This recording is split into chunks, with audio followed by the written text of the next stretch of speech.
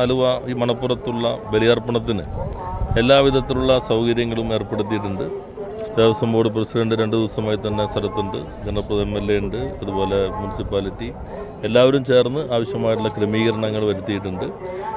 ഇപ്പോൾ രാത്രിയോടെ 7 മണി കഴിയുമ്പോഴേക്കും നല്ല ജനങ്ങളുടെ ഒരു ഒഴുക്കുണ്ടാകുമെന്നാണ് പ്രതീക്ഷിക്കുന്നത്. നേരത്തെ ഉള്ളതിൽ നിന്നുള്ള കാര്യങ്ങളെല്ലാം കൂടി നോക്കിയിട്ട് ആവശ്യമായ മുന്നൊരുക്കങ്ങളെല്ലാം തന്നെ നടത്തി കഴിഞ്ഞിട്ടുണ്ട്.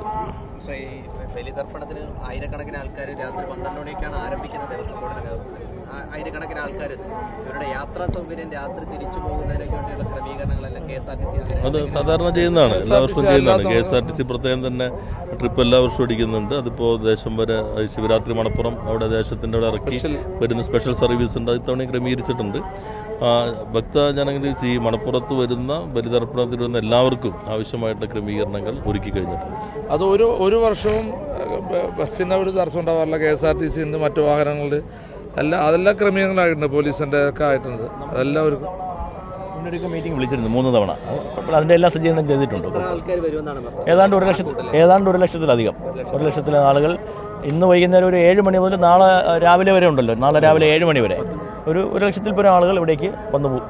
ഇപ്പം തന്നെ ഒരു 10-20,000 പേര് ഇവിടെ ഉണ്ട് യഥാർത്ഥത്തിൽ.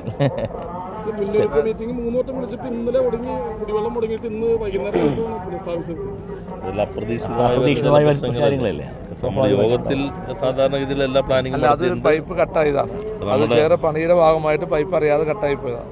കേബിളൊക്കെ ഇടുമ്പോൾ ചിലപ്പോൾ അറിയാതെ കട്ടായി പോകുന്നതാണ്. അത് നമ്മൾ യോഗത്തിൽ കാണാൻ പറ്റില്ല. അപ്പൊ തന്നെ ആൾട്ടർനേറ്റീവ് അറേഞ്ച്മെന്റ്സ് ഉണ്ടാക്കില്ല.